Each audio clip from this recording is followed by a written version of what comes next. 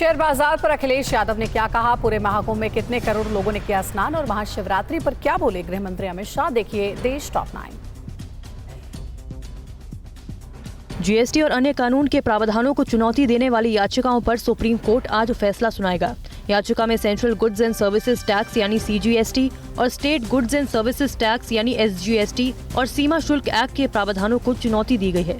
इस पर मुख्य न्यायाधीश संजीव खन्ना की अध्यक्षता वाली 3 जजों की पीठ आज सुबह 10:30 बजे फैसला सुनाएगी।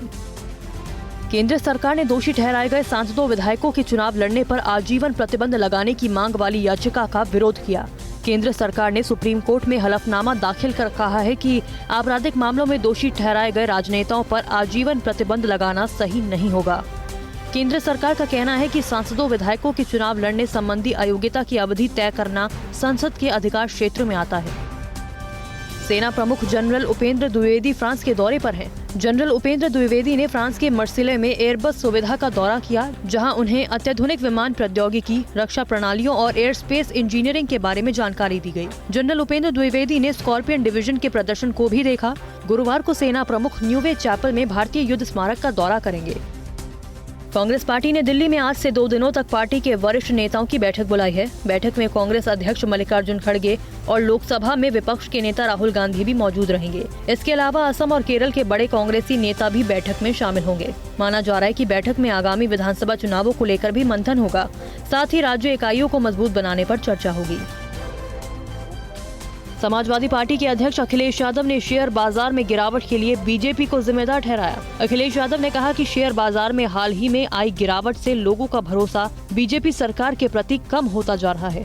सोशल मीडिया प्लेटफॉर्म एक्स पर एक पोस्ट में अखिलेश यादव ने कहा कि विदेशी निवेशकों का पैसा निकालना ये दिखाता है कि उनका भरोसा देश की मौजूदा अर्थव्यवस्था से उठ गया है। प्रयागराज में अंतिम स्नान के साथ महाकुंभ 2025 का समापन हो गया।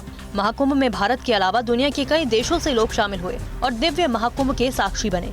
महाकुंभ के आखिरी दिन बुधवार को 1.5 करोड़ से ज्यादा लोगों ने स्नान किया। 45 दिन तक आयोजित महाकुंभ के दौरान कुल 66 करोड़ से भी ज्यादा लोगों ने स्नान किया। गुरुवार को यानी आज मुख्यमंत्री योगी आदित्यनाथ प्रयागराज का दौरा करेंगे। महाशिवरात्रि के अवसर पर प्रयागराज में भव्य संध्या आरती की गयी।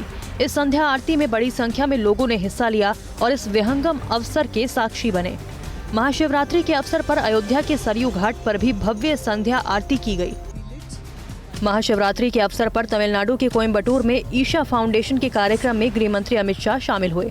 कार्यक्रम के दौरान उन्होंने प्रयागराज महाकुंभ का जिक्र करते हुए कहा कि जहां एक ओर प्रयागराज में महाकुंभ का समापन हुआ, वहीं दूसरी तरफ कोयम्बटूर में भक्ति का नया महाकुंभ दिखा। अमित शाह ने महाशिवरात्रि को आत्म जागृति की रात्रि बताया। भारतीय नौसेना और डीआरडीओ की पहली नेवल एंटी शिप मिसाइल की सफल टेस्टिंग की गई।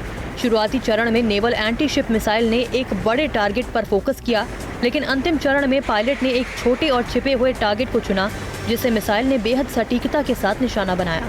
टेस्टिंग के जरिए नौसेना के सी किंग हेलीकॉप्टर से लॉन्च की गई इस मिसाइल की जहाजों पर हमले की क्षमता को भी परखा गया।